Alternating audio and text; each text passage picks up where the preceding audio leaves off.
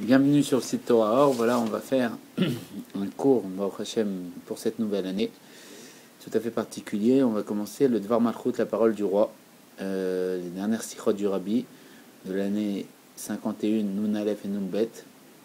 Et on commence heureusement avec la paracha Noach, le discours qui a été dit le 4 Marcheshvan, de l'année 52, Nun Bet, qui est un Dvar Malchut tout à fait particulier, avec ça porte la guérison Bezat Hashem Rachel Rina Chaya Batsara Simcha, ma petite cousine, dès à présent avec la grâce de Dieu, et la délivrance pour tout le peuple juif et tous les niveaux de la création et de la non-création. Paracha Noach. Alors, tout dépend du Mashiach. Le Rabbi explique que dans la fin du mois de Tishri, qui est le premier mois de l'année, il contient pratiquement le mois de Tishri que des jours de fête. Que des jours de fête et de demi-fête. Comme on voit que après lui, il y a le Shabbat Bereshit et après lui, le Shabbat Noach. C'est-à-dire qu'en vérité, grosso modo, tout le mois de Tishri, on voit que des fêtes. On voit, bien sûr, ça commence le premier jour de Tishri, Rosh Hashanah. Entre Rosh Hashanah, ça c'est le jour de fête, 2 jours de fête. Après, ça s'appelle des demi-fêtes, les 8 jours entre Rosh Hashanah et Yom Kippour. Après, les demi-fêtes, Yemé Shem Hashem, les jours du nom de Dieu où on construit la Souka. Après, Sukkot, jour de fête, demi-fête, la période. Et là, après, il y a Shabbat Bereshit qui conclut et Shabbat Noach. Il explique sur le Shabbat Bereshit, il y a un proverbe bien connu qui nous enseigne que le comportement qu'on adopte le Shabbat Bereshit se poursuit ensuite pendant toute l'année. Parce que comment on se comporte Shabbat Bereshit, ce comportement va avoir un impact sur toute l'année. Il explique que parce que l'élévation du travail qu'on a fourni spirituellement dans les fêtes de Tishri, avec toutes les fêtes, Rosh Hashanah, Yom Kippour, tout ça, Sukkot et tout, c'est terminé, ça y est, c'est la fin. On finit, on conclut avec Shabbat Bereshit, le Shabbat de la création. Et de là va découler tout le service de Dieu de l'année à venir. Donc c'est pour ça que comment on se comporte le jour de Shabbat Bereshit, comment ça va influencer toute l'année. Et ça va influencer notre service de Dieu, au jour le jour. De chaque jour jusqu'à l'année, jusqu'à la fin de l'année. Et il explique que ce travail spirituel, comment il s'implique dans le monde matériel.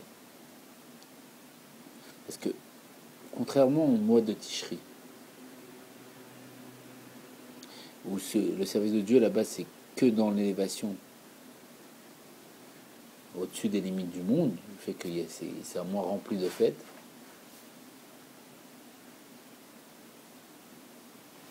Et il explique que, puisque depuis le jour du Shabbat, nous bénissons les jours, parce que le Shabbat Bereshit, on bénit le mois de Marcheshvan à venir, on va bénir le mois à venir, donc on va bénir les jours à venir également. Et donc en vérité, on est en train de tout bénir, si on peut dire, dans une façon de voir. Il explique que ainsi, particulièrement ce Shabbat, nous bénissons la première semaine de travail. C'est-à-dire que comme on a commencé le travail spirituel, qui est un mois pratiquement que de fête, pourquoi on est en train de faire tout ça? On prépare le spirituel qui va pénétrer le matériel. Et le matériel, c'est quoi? Quand ça se passe après le Shabbat Bereshit. La preuve, et c'est pour ça, comment on se comporte le Shabbat Bereshit, ça va influencer tous les jours du travail qui s'appelle toute l'année après le mois de Tishri, après le Shabbat Bereshit. Au jour de jour, ça nous influence. C'est pour ça que c'est très important de se bien comporter le Shabbat Bereshit, parce que ça va influencer toute mon année. La semaine de l'année à venir. D'autant plus que ces 7 jours de la semaine, il dit que ces 7 jours-là qui vont arriver, c'est les mêmes qui vont se répéter. À chaque fois, c'est le même système. Il y a le Shabbat, il y a les 6 jours et il y a un autre Shabbat. Donc il dit, le fait que ça va bénir, ça va influencer tout ce système de 6 jours, de Chol, et un jour de Shabbat. Juste avec le comportement de Shabbat Bereshit. Il dit conformément à cela, il dit que le Shabbat noir, lui, il a une particularité, c'est qu'il vient terminer la première semaine de travail. C'est-à-dire qu'il y en a un qui conclut le travail spirituel et qui va influencer toute la semaine à venir, toutes les semaines à venir matérielles. Et il y en a un qui conclut le début du travail matériel. C'est-à-dire qu'on vient de quitter le spirituel, si on peut dire, c'était que des jours de fête, toute la période de Tishri. On conclut, on bénit pour bénir la semaine, le travail matériel de toute l'année à venir. Mais la première semaine de travail matériel se conclut avec Noir.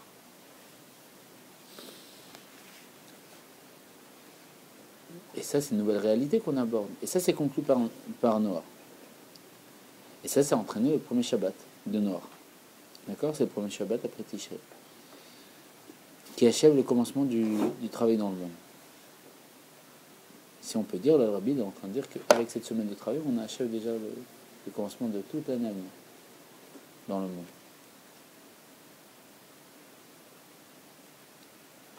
Si le Shabbat Bereshit, il crée l'accomplissement des jours de semaine,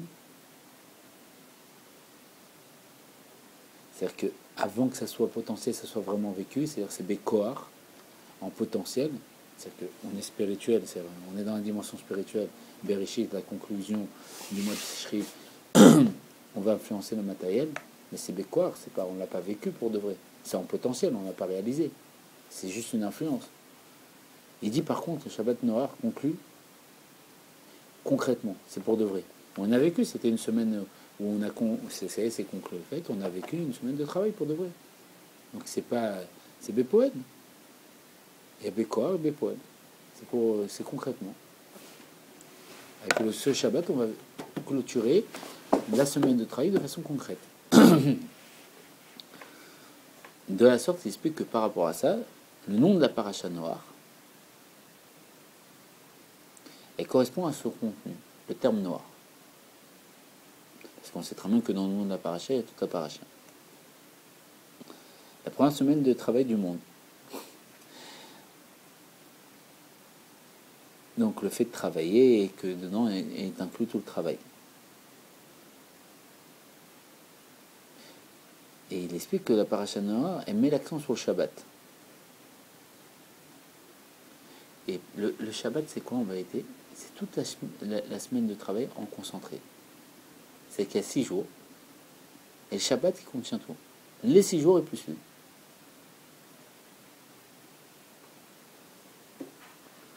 Il explique que le sens de Noach, c'est le repos, mais c'est pas le travail. La question est comme ça. La question qui soulève le rabbin, bon, Shabbat Bereshit, c'est Shabbat qui conclut la spiritualité, les fêtes, tout ça. Il va bénir, il va influencer pour le travail, parce qu'après les fêtes et tout, après qu'on était au palais du roi, il fallait travailler. Dieu, il veut une résidence, et c'est bien, il nous a donné, on s'est réjoui avec notre père, il a dit maintenant, je veux résider Tartonim au plus bas, venez me faire une résidence. D'accord, ok. On part pour aller travailler. Shabbat Noir. Mais il y a un problème qui se pose. Noir, le terme noir, c'est des repos. Pourquoi tu me dis le nom de la paracha après, normalement, on va pour travailler, pourquoi ça s'appelle repos? Mais je viens de me reposer. Tu comprends? On n'arrive pas à comprendre. C'est ça qui soulève. Et ça révèle vraiment le Shabbat de Noir, un Shabbat de repos. Comme il y a marqué, c'est beau. C'est qui? Il y a marqué, il se reposera le 7e jour. Dieu, quand il a créé le monde en 6 jours, le 7e jour, il s'est reposé. Noir, ça veut dire repos. Donc ça fait référence à la dimension de Shabbat. Alors pourquoi justement le Shabbat noir, c'est lié au travail au lieu du repos? Vaishbot, il se reposera. Et ça a été traduit du mot Vena, il se repose. Et là, il dit, mais c'est quoi la différence entre Shabbat Bereshit et Shabbat Noir? On n'arrive plus à comprendre. Un est Bekoar, en potentiel, et l'autre est Bepoel, de façon effective. Et ça, c'est expliqué aussi dans la paracha. Ça va, c'est pas... Non, non, c'est pas dur, c'est très compréhensible. Oui, mais c'est juste droite-gauche, tu sais, il transmet une information. On comprend en fait que la conclusion réelle, c'est Noach. Alors, Et pas Bereshit. c'est ce que le rabbi va entreprendre. Il va nous... C'est ce qu'il est en train de dire, et on va aller plus loin dans le raisonnement. Il explique que la paracha Bereshit relate la création du monde, comment Dieu a créé le monde.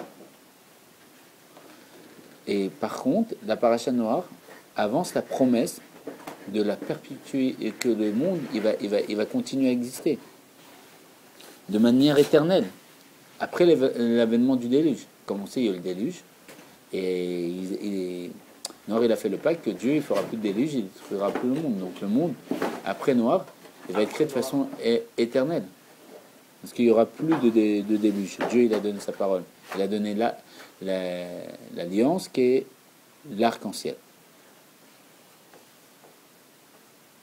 C'est-à-dire que les jours de la terre, il n'y aura plus d'interruption. Ça, c'est fini. Et la paracha de Bereshit nous parle de la perfection de l'existence du monde, telle qu'elle existe dans l'intention supérieure, chez Dieu. Non pas une perfection qui est innée, dans le service de Dieu, dans les limites du monde, par un travail, mais une personne elle-même inhérente à la création par le Créateur lui-même. C'est-à-dire que Dieu il a créé son monde, si on peut dire parfait. C'est dans la paracha Bereshit. Pas par l'action de l'homme, mais par Dieu lui-même. Mais ça, c'est en potentiel. Il faut, de façon concrète, l'appliquer. Comment? Avec la jonction, avec le fait que l'homme va le réaliser concrètement. À l'image du service de Dieu dans l'élévation du mois de Tishri. Comment ça va? C'est bien? À l'image du service de Dieu. Il dit le Shabbat Bereshit, il a l'image du mois de Tishri. Que le mois de Tishri n'a pas de rapport avec le travail dans le monde. La preuve, le mois de Tishri, on est complètement déconnecté, si on peut dire. On est que dans les fêtes. On gère plus trop le travail. On est à fond dans les fêtes. Donc c'est à l'image de la paracha Bereshit.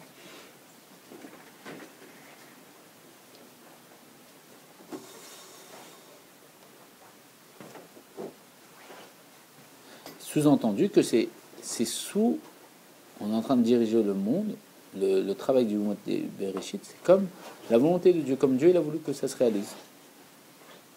Donc il mérite d'exister. Quand on est occupé à Rosh Hashanah, à couronner le roi, à Yom Kippour, à se faire pardonner des fautes, à Sukkot, à faire la volonté de Dieu dans le monde. Là, Dieu, c'est comme ça qu'il voulait. C'est comme Dieu il veut, selon la volonté de Dieu, comme le Créateur, donc c'est parfait.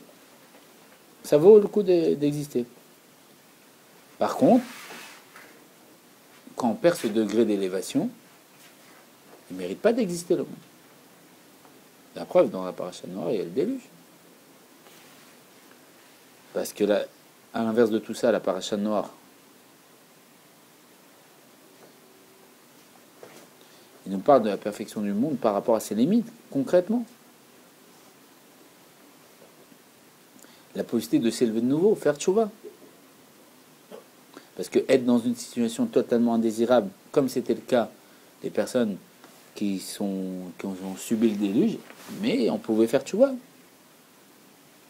Donc en vérité, la paracha du mois de Noach, elle parle de la tchouva, d'un retour.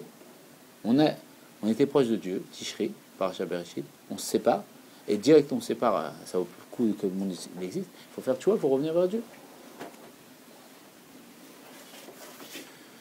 Il explique encore plus la situation dans laquelle le monde se tient par lui-même, c'est une situation de grande chute spirituelle. Le monde par lui-même, c'est pour chuter. s'éloigner du spirituel. Au point qu'il n'y a pas de situation plus bas. C'est-à-dire le monde, il a une nature, si on peut dire, de faire chuter au plus bas spirituellement. C'est-à-dire que si on quitte le niveau le plus haut de la spiritualité, c'est Ticherie, on peut donner cet exemple, c'est le rabbi qui le donne, et qu'on va dans le monde après, il n'y a pas plus bas. On était dans le niveau le plus élevé, couronné Dieu, et ben d'un coup, tac, on va dans le monde, ben, je suis en train de m'occuper de la roue de voiture de Monsieur François. Ouais, c'est exactement ça. Je suis complètement dans deux mondes. J'ai chuté au plus bas, et ça roule. Bah, si ça roule, c'est bon.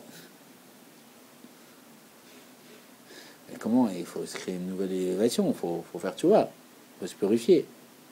Comme ils disent nos sages. Comme c'est marqué, après qu'il est sorti de l'arche, il a vu un nouveau monde. Le dévoilement du nom Yud Kevavke par le biais du nom Elohim. Comme on sait, Dieu il a plusieurs noms. Yud Kevavke, c'est au-dessus de la nature. Ça fait référence, on peut dire, à Tishri. Et Elohim, ça fait référence à, après Tishri, le travail, changer la roue de Monsieur François. De Monsieur Pierre. Elohim. La différence entre les deux parachutes. Il dit qu'il y a encore un sujet sur lequel il y a une différence sur ces deux parachutes, entre Bereshit et Noir. Il dit que le nom Elohim, vous savez, traduction littérale, les dieux au pluriel, la pluralité des dieux. Elohim, un dieu, des dieux pluriels, au point que les Avodazara, les idoles, c'était des Elohim, des dieux au pluriel, plusieurs dieux, dieu du soleil, dieu de la lune. Il n'y a pas qu'un Dieu? Non, c'est un des noms de Dieu, c'est que Dieu il s'habille dans la pluralité. Parce que si tu dis qu'il y a une notion qui nous dit il y a un d'autre à part Dieu, mais Dieu il a plusieurs manières de s'habiller, de s'exprimer. Donc il y a la manière où il s'exprime de telle manière que tout est lui, et une manière où il s'exprime de telle manière qu'il s'habille dans toute chose sans qu'on le voit, de façon cachée. Dans un degré, tu peux percevoir qu'il est dans toute chose et tu vois qu'il y a un d'autre à part lui, c'est le niveau le plus élevé. Dans un autre degré, c'est tellement habillé dans toutes les possibilités que tu ne vois pas, tu crois que... Tu n'as pas d'appartement après? Non, pas forcément. De voir de partout, de voir Dieu de partout. Non, des fois, il y en a C'est la délivrance. Non, mais il y en a qui te disent ah, j'ai vu ça, ça fait ça, ça j'ai vu ça, ça fait ça. Ça, tu peux le voir un petit peu. ça. Et tu vois, il y en a, t'as vu, qui voient, t'as vu de partout Dieu. Mais il est de partout. Oui. Mais on le voit Mais pas. tu sais, en fait, chaque chose, ah oui, j'ai fait ça, ça fait ça, j'ai fait ça, ça fait ça. J'ai compris. Tu te jures ou pas? Mais c'est bien, c'est beau. C'est une les gens, chouva. c'est toutes les 5 secondes, ils te disent ça, je dis, oh, c'est bon, on va se saouler. Non, mais c'est beau, c'est une chouva. C'est une chouva. D'accord, Mais tu le vois, après, ça arrive à un tel moment où tu as compris que tout est lui. Ah, mais tu prends le meilleur fou. Non, pourquoi fou? Bon, quoi que le rabbi dit, il faut être fou pour la Gdusha, oui, c'est ça. Il faut être fou. Fou, le terme fou, il n'est pas péjoratif. La traduction dans le dictionnaire, c'est perdre la raison. C'est-à-dire quoi perdre la raison? C'est pas être quelqu'un qui est dans les normes du monde. Donc, être pas dans les normes du monde, dans ce que le monde nous dit sur Dieu, quoi, tout simplement. Il y en a qui s'est fait à quoi, il a dit Jean-François Marie, moi je préfère, moi c'est le 14 et lui c'est le 12. Tu vois, tu m'en souviens, c'est que des trucs comme ça, tu vois, c'est. C'est chacun... Il voit du 26 de partout. 26, ouais. Ouais. Ah, c'est beau. C'est pas trop beau. Non, c'est bien. Bon, faut pas exagérer, mais Il y en a malheureusement. faut le garder pour soi, sinon. Je pense aussi. Alors, nous savons que c'est ce qu'il va dire. Le nom Elohim a la même valeur numérique que Ateva, la nature. C'est-à-dire que Elohim, c'est la nature. C'est quoi la nature? C'est le monde. C'est Dieu qui s'habille dans le monde. Dans les plantes, dans les feuilles, dans la pizza, dans tout. La nature. Tout. C'est Dieu. C'est bien dans toutes les possibilités. Il explique que ce niveau, c'est un niveau de divinité en relation avec le monde. Un niveau qui s'appuie dans le monde. Comme c'est marqué au début de la création, Bereshit bara Elohim. Et Hashemayim et Ares. Au début, Dieu créa le ciel et la terre. Puisque le nom Havaïe est un niveau de Dieu qui dépasse les sujets du monde, Dieu ne l'a pas créé au début avec le nom Havaïe, Yud Kei Vav Kei. Il a créé avec Elohim. Comme ça sera un monde naturel qui s'habille dans la nature, à Teva, dans un système d'automatisme fermé, structuré. Parce que justement, la limite, c'est le niveau du nom Elohim, et les limités, c'est le nom Yud Kei Vav Kei. Et donc le fait que le monde il est limité de telle manière qu'on arrive à l'analyser, si Dieu l'avait créé, il avait écrit dans la Torah non pas Bereshit bara Elohim, mais Bereshit bara Yud Kei Vav Kei, jamais personne n'aurait pu comprendre le monde ou l'analyser. Le monde il aurait été changeant continuellement, avec des nouveautés continuelles. Mais c'est pas ce qui est en cours. Non, là il a... oui, après c'est ce qui va se passer. Ouais. Ça va pas changer le monde. Il va pas changer, il va rester avec le même ordre, mais on va pouvoir être libéré. C'est-à-dire que là, par exemple, on ne peut pas se mettre à voler, on pourra voler. On ne sera pas fini, on ne sera pas bloqué. C'est-à-dire que le monde restera avec sa fonction. Non, même lui, il va avoir un degré d'illimité. Les plantes, elles vont parler. S'il y a quelque chose là-bas, on le veut ici, en 2 secondes, on le ramène ici. Oui, tu peux te téléporter. Je suis content, moi. C'est quoi, téléporter? Non, On moi reste sur place. On peut rester sur place. aussi. On se téléporter, on veut que les choses viennent ici directement. Ouais, tu peux faire aussi. Tu pourras faire tout ce que tu penses. Tout ce que ta tête t'imagine, tu pourras le faire. Parce que Dieu, il va enlever l'esprit d'impureté, donc toutes les choses mauvaises, on ne pourra plus les réaliser, il va nous les enlever. Donc tu n'auras que les choses positives. Donc penser à te ramener je ne sais pas, une pomme au fin fond de l'Amazonie, parce que tu veux cette pomme au fin fond de l'Amazonie, tu pourras la ramener. Avec la pensée. Avec la pensée, elle viendra. Aujourd'hui, avec la pensée, on a un peu de mal. Elle viendra, elle te dira merci de m'avoir elle te dira merci de m'avoir sélectionné, merci de faire la bracha, de me donner la possibilité de m'élever vers Dieu. Oh non. Là, on fait On aura besoin de faire la les bracha. bananes de Marseille. Hein? On aura besoin de faire la bracha, tout ça. Bien sûr. Lulu, c'est la- Mais là tout de suite tu peux faire. Ah bon, ça Dieu. Ça va, ils donnent des bananes fixes. Et donc, Ils vont passer à la poêle. Les bananes cuites. Ils vont passer à la poêle. Comme des frites. il explique que la création du monde matériel, comment ça va? Il dit que la création du monde matériel n'est possible que grâce au nom Yud Kei Vav Kei. Pourquoi? Parce que Yud Kei Vav Kei est l'étymologie de Mehavé. Mehavé, c'est celui qui donne naissance à l'existence. Il y en a un qui donne naissance, qui donne la vie. Si on peut dire dans cette façon de voir l'âme. L'âme, elle donne la vie au corps, parce que si l'âme ne rentre pas dans le corps, il est, comme dit Tzemar Tzedek, il a une vie morte. Mais le corps, il va donner la possibilité à l'âme de s'exprimer selon sa mesure à lui. C'est-à-dire que sa mesure à lui, c'est de donner une pièce, de prendre une pièce de ceci, mais il ne va pas pouvoir dévoiler l'âme totalement.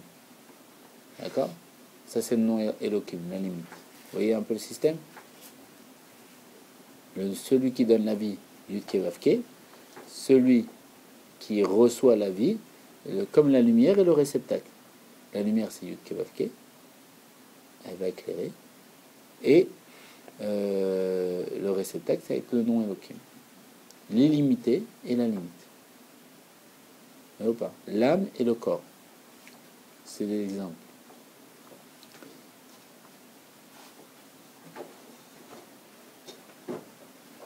Et c'est grâce à ça que le monde peut exister matériellement. Le fait que le nom Yud Kei Vav Kei va donner la mise à existence.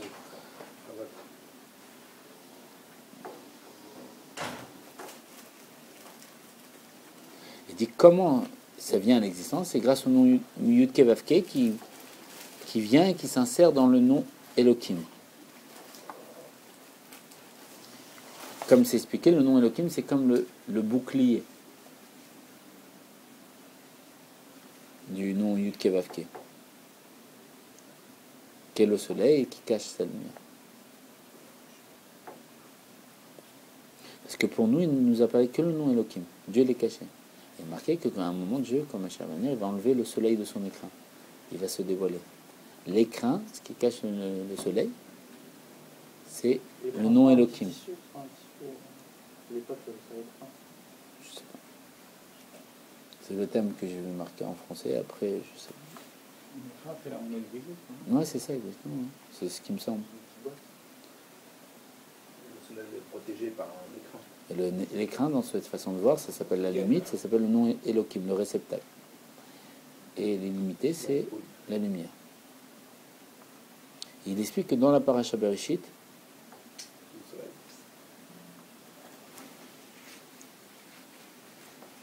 il explique que le sujet de la paracha, c'est par rapport à la perfection du monde tel que Dieu l'a créé.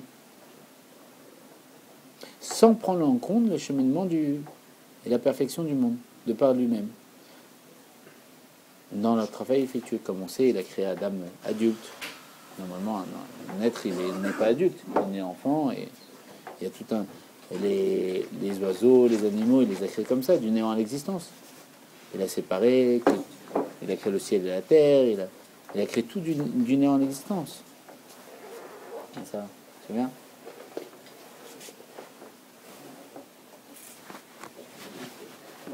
Mais il dit que quand on travaille, nous, dans le monde, ça apporte une élévation plus grande que ce que Dieu il a fait, si on peut dire, de créer du néant à l'existence.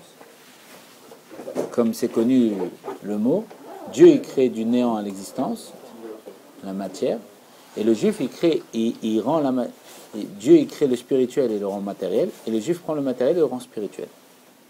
Dieu il a créé une pomme, et moi je vais manger cette pomme, et je vais dire des livrets de Torah avec cette pomme.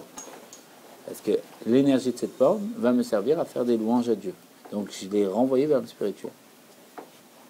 Et quand je fais ça, c'est encore plus grand que ce que Dieu l'a fait. Lui, d'avoir créé du néant à l'existence la pomme, ben moi, quand je prends cette pomme et l'énergie de cette pomme, ou de la pizza, ou n'importe quoi, et je m'en sers pour servir Dieu, c'est plus grand que ce que Dieu il a fait. Parce que là, on a travaillé avec la limite.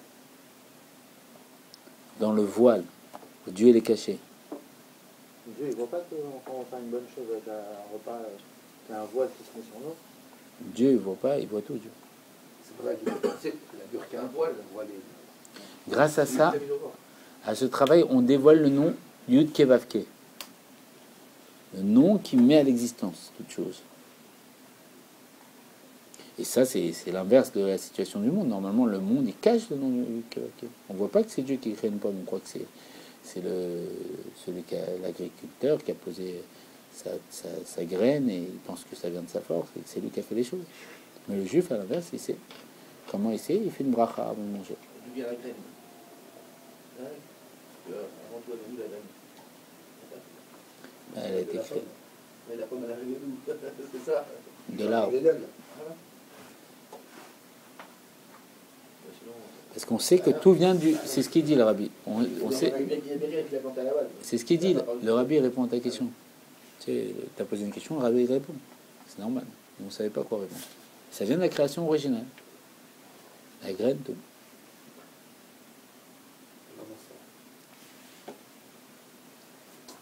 Parce que pour nous, on voit que le voile. On voit qu'il est déjà épluché le fruit. On doit le manger. À l'inverse de celui qui dévoile tout, qui est le nom de Dieu. Qui va faire.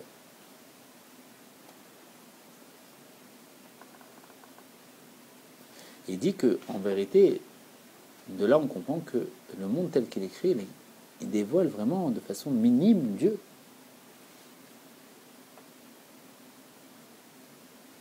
Il dit que le niveau de la création telle qu'elle elle est en rapport avec Dieu, c'était qu'au début, quand il a tout créé du néant à l'existence.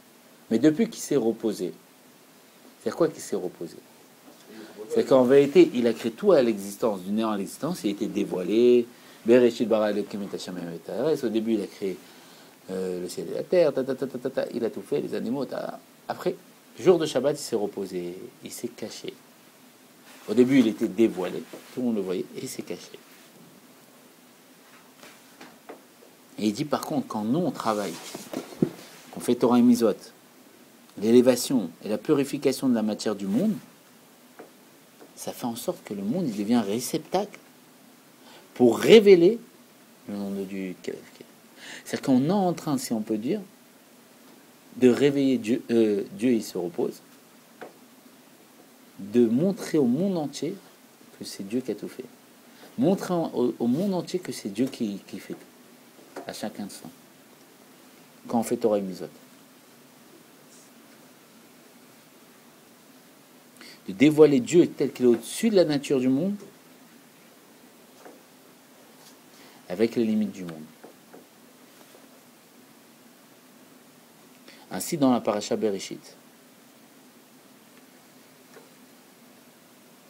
On parle de la perfection du monde avant qu'il y ait un travail, tel que Dieu l'a fait.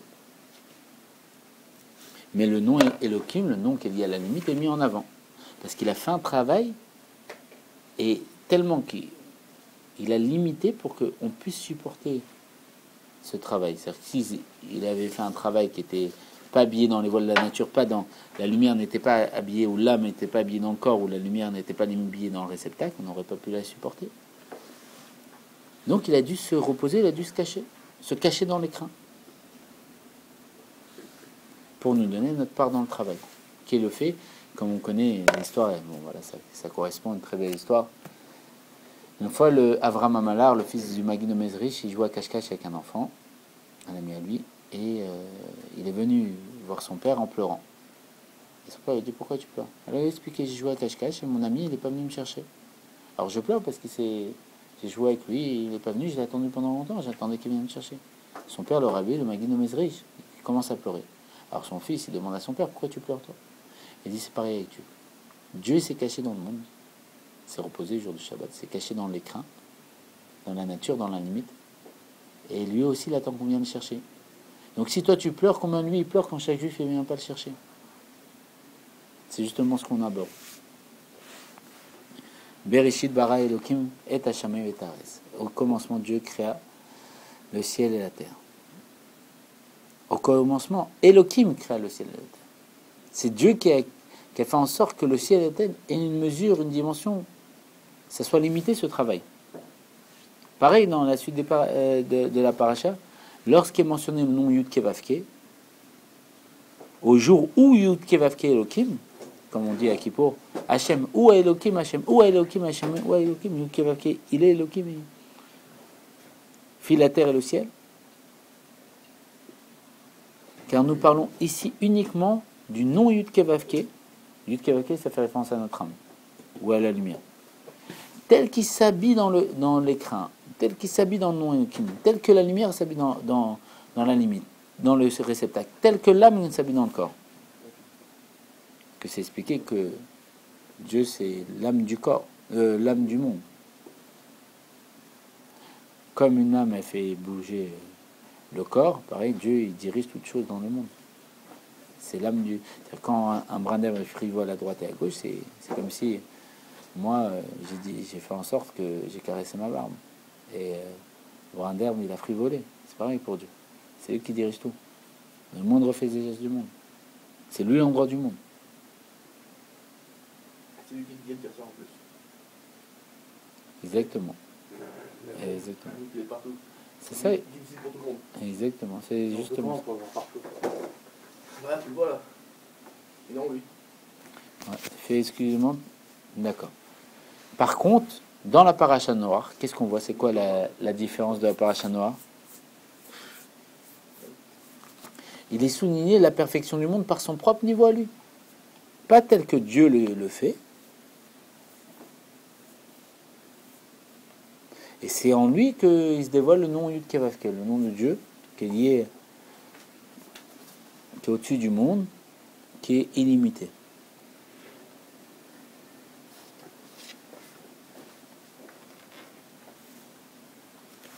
Et de là, on voit quoi? Il fallait que ça se passe de telle manière qu'on sache que l'existence du monde,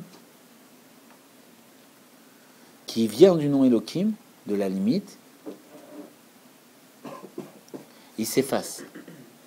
C'est-à-dire que dans la période du déluge, c'est quoi? C'est quoi ce déluge? C'est que le nom Yud Kevavke, il s'est dévoilé. L'âme, elle s'est dévoilée, et le corps, il s'est effacé.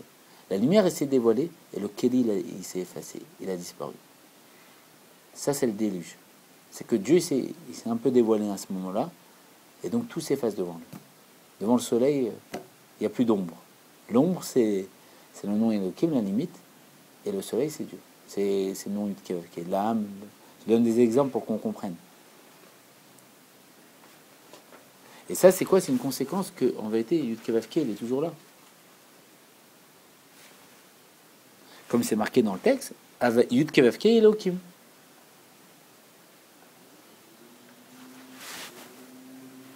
Et le rabbi, il explique qu'on va aller maintenant de l'avant. Il dit que ça, c'est évoqué dans 2 points de la paracha noire. Ça, vous avez...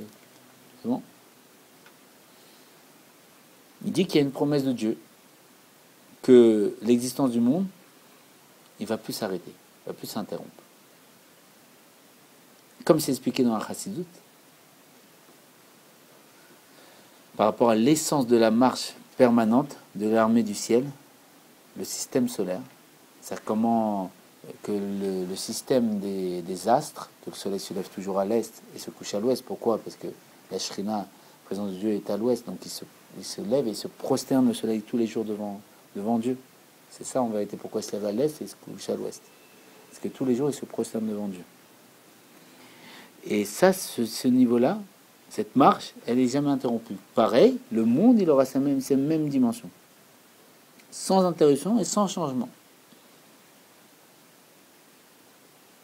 Pourquoi? Parce que grâce à l'expression de la force infinie de Akadosh Baruch Hu, du Saint béni soit-il, car si la limite de la création du monde oblige des changements, il dit qu'ils ne peuvent pas empêcher le fait que les créatures, ils ne changent pas et ne s'arrêtent pas. Grâce à quoi? À la force infinie de Dieu, du Créateur au sein de la création.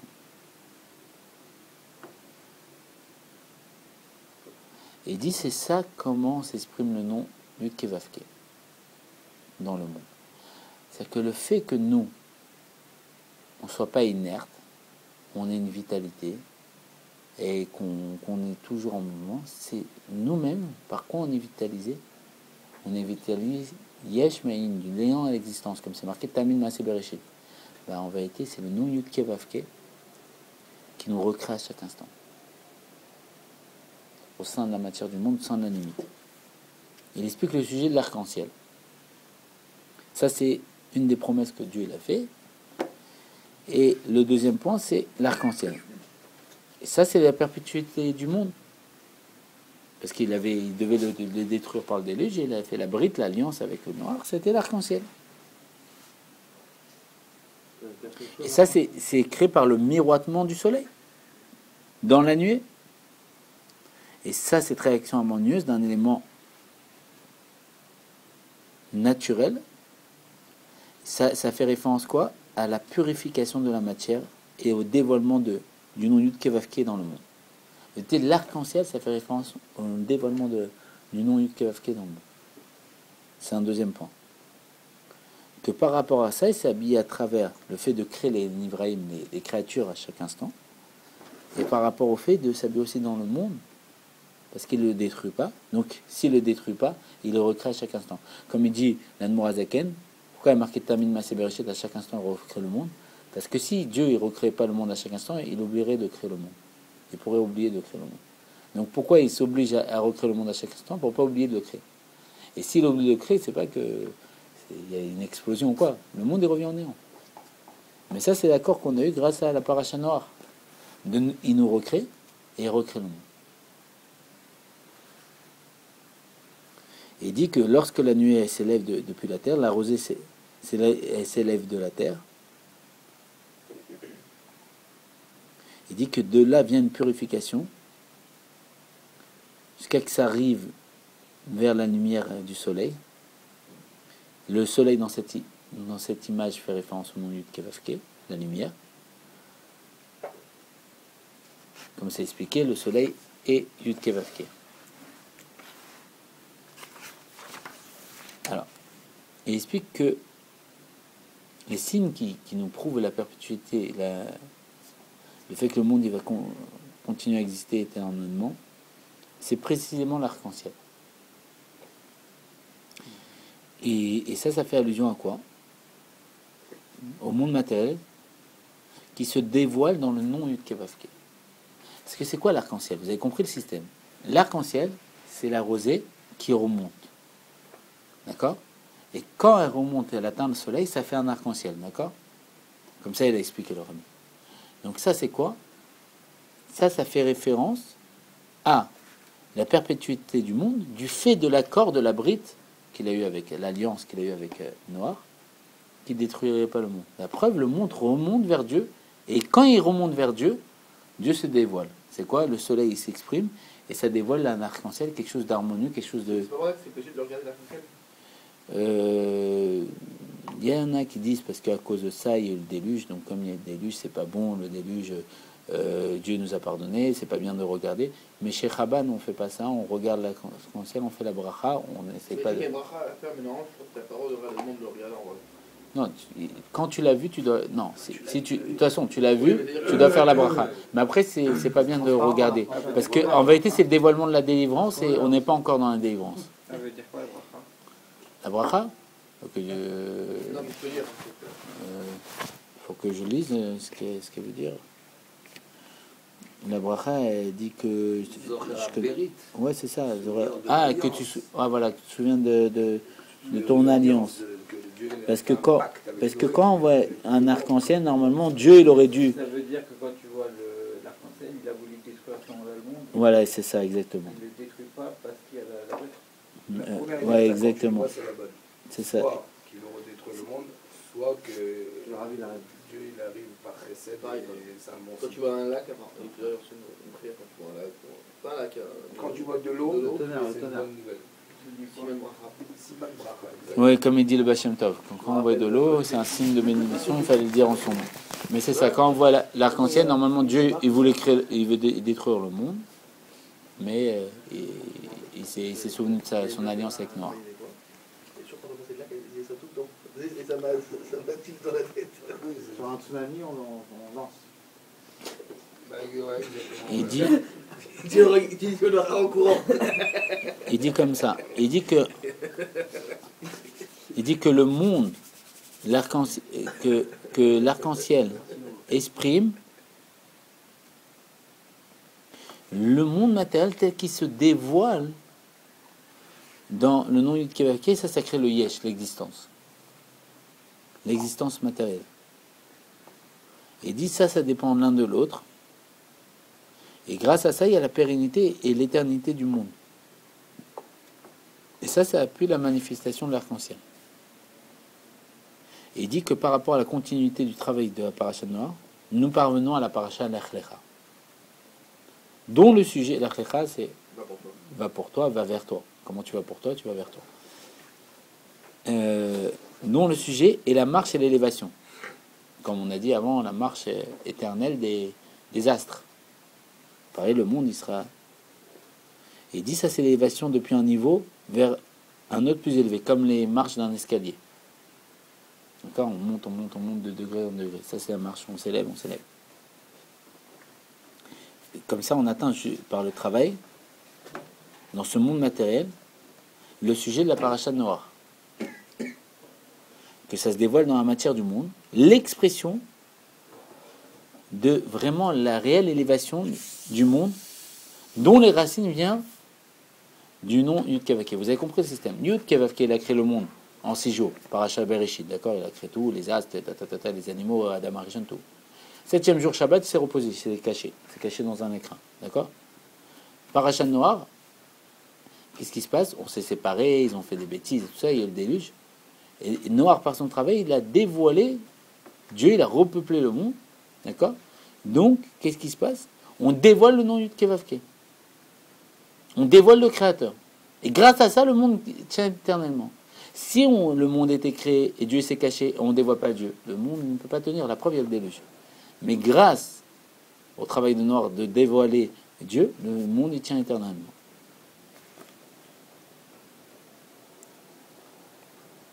Et grâce à ça, on va provoquer, après la paracha noire, le degré de l'Er Lecha. L'Er Lecha, c'est quoi? Va pour toi. Comme ça, on va atteindre l'élévation dans un niveau de divinité elle-même, si l'on peut dire. On va s'élever jusqu'à le divin, jusqu'à Dieu lui-même. jusqu'à que il se dévoile comme le fait qu'il est Elohim, il est la nature, il est lié au monde, et possède véritablement son existence par le nom Yud Kevake, celui qui a créé le monde.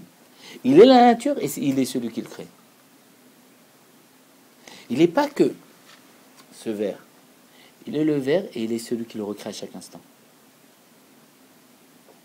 Il est le fait que j'ai une conscience que le verre il est créé et qu'on est là, on parle, et qu'il ne peut rien nous arriver. Et il est le fait qu'il recrée tout à chaque instant, et s'il arrêtait de parler, tout revenait en un. Il est tout.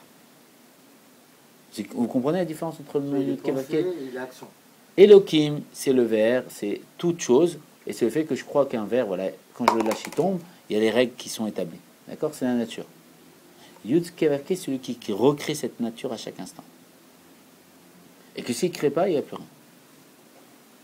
Le réceptacle qui exprime la création est la source de création. L'âme et le corps. L'âme, quand elle va exprimer dans le bras droit un mouvement d'aller vers, de se lever, le bras droit va se lever vers. Mais si l'âme quitte le corps, le bras ne peut pas bouger, c'est fini. C'est pour ça que si on voit Dieu, l'âme elle monte. Si on voit Dieu. Oui, parce qu'elle Parce que l'âme, en fait, elle veut retourner elle- vers sa source. Comme c'était à Matan Torah, au don de la Torah. Alors, il explique que Il y a que la tienne qui a fait, je crois. le bilan, un bilan qu'on peut faire sur cette idée, il dit c'est quoi? Que le Shabbat Parashat Noach, dans lequel on voit un petit peu le dévoilement du nom Yud Kevake, à travers le nom Elohim, du fait de la brite, l'alliance, parce qu'en vérité, vu qu'on a eu un accord que le monde tiendra éternellement, c'est le dévoilement du nom Yud Kevake.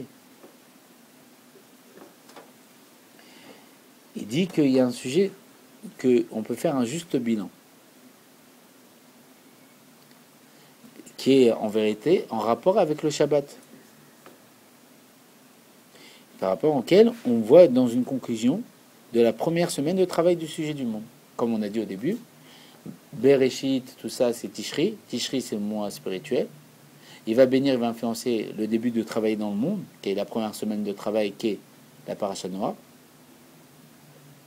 Et grâce à ça, Parashat Noach, on peut faire un bilan. Le spirituel a influencé le matériel, donc le mois de Tishri. Matériel, on a travaillé dans le monde, on peut faire un bilan. Comme on a dévoilé Dieu dans le monde. Et là, c'est lié à la tchouva.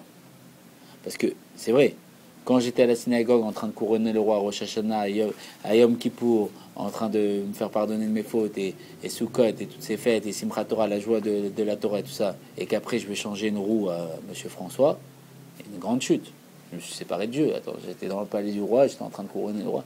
Je commence à changer une roue à Monsieur François, Monsieur Pierre, et une grande chute. Alors justement, comme je suis parti travailler dans le monde, là il y a un travail de tchouva. Shabbat, les jours de repos, on prend conscience. Attends, je viens de me séparer de Dieu comme ça, c'est pas possible.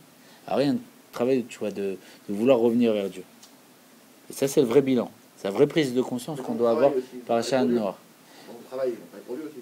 Oui, on n'a pas dit que c'est pas bien, mais pas perdre la conscience que Dieu il est partout, comme des personnes qui voient le 26 partout. Il faut le voir et pas le dire, mais pas perdre cette conscience. Voir que François, s'il commence par un F, ça peut être un signe. Essayez de voir Dieu comment il s'habille dans telle chose.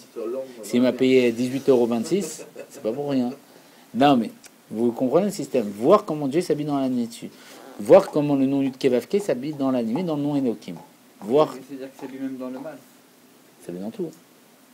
Bah sinon, on serait comme les chrétiens qui disent qu'il y a le Dieu, il y a Dieu à droite, il y a les forces du mal à gauche, et ils sont en train de se bagarrer. Nous, chez nous, c'est pas ça. C'est Dieu, et Dieu, il est déguisé en mal. Mais sinon, c'est pas le même Dieu. On peut pas dire que notre Dieu, c'est un vrai Dieu. Il n'y a rien d'autre à part lui. C'est Dieu déguisé. Mais c'est déguisé par un goy, Oui. blonde. Ça dépend. Chez des personnes, c'est ça. Des autres personnes, c'est une liasse de billets. Ça dépend de ce qui t'attire à toi. Et il dit que l'un des sujets essentiels à la tchouva est de réparer les actions Il y a des startups aussi qui se baladent. non désirables. Il dit c'est quoi la tchouva? C'est quoi le sujet de la tchouva? C'est de réparer le travail qu'on a fait qui n'était pas bien. Et dit, c'est quoi? C'est en fonction d'un homme et son prochain. La tchouva, c'est lié à réparer les actions entre un homme et son prochain. Comme le pardon. Et je te dis pardon, est-ce que tu acceptes de pardonner? Est-ce que tu acceptes pas? Et ça, il s'agit de réparer des choses précises et limitées. Et quand un homme il fait tchouva, il revient vers Dieu par la voie normale.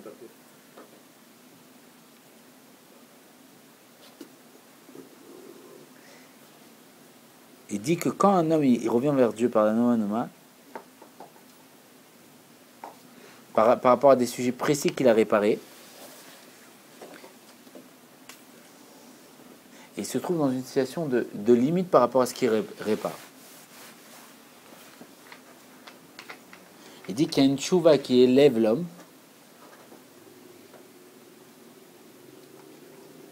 par le fait qu'il s'investit totalement dans l'étude de la Torah et la prière, dans un degré plus élevé encore, et par cela, les sujets non désirables s'annulent automatiquement. C'est-à-dire qu'il y a une façon de faire tchouva. Oh pardon, désolé, je t'ai fait ceci, je t'ai fait cela, nanana. On dit pardon à tout le monde, à toute la terre et tout ça. Il faut aller courir après toutes les personnes à qui on a fait des choses pas correctes. Ça c'est compliqué. Quelqu'un qui faisait un travail pas très propre, il doit aller revoir toutes les personnes qui a fait des choses pas très propres. Ça va être compliqué de les retrouver et ça va être une vie très compliquée. Il dit ça, c'est une façon. Et une façon encore une autre, c'est s'investir dans la Torah, dans la prière. Il y a du pardon. Et Dieu va réparer tout ça. Il va réparer le mal que tu fais à Dieu, mais peut-être qu'il fait un autre homme. Non, si, il y a deux façons. Si l'homme, il ne pardonne pas. Justement, il est en train de dire. Il est en train de dire qu'il y a une façon où tu vas aller voir tout le monde pour qu'il te pardonne. Il y a une façon que tu vas voir Dieu. En vérité, si Dieu te pardonne, Dieu, c'était lui qui était habillé dans l'homme. Ah oui. Donc, tout est pardonné. C'est plus simple. Kikarov elecha, que la chose est proche de toi. Il dit que, de façon générale, le second comportement soit plus élevé. Il est plus élevé parce que tout le but de la création, c'est quoi? C'est de s'attacher à Dieu. Et il dit qu'il y a un inconvénient par rapport à ce comportement. Parce qu'on n'est pas sur les détails. Il crée un manque dans la perfection de la réparation, comme tu dis. On n'est pas parti voir l'autre. Il dit c'est pour ça qu'il doit avoir un travail. Sur les deux points qu'on a évoqués précédemment. Un bilan qui soit juste.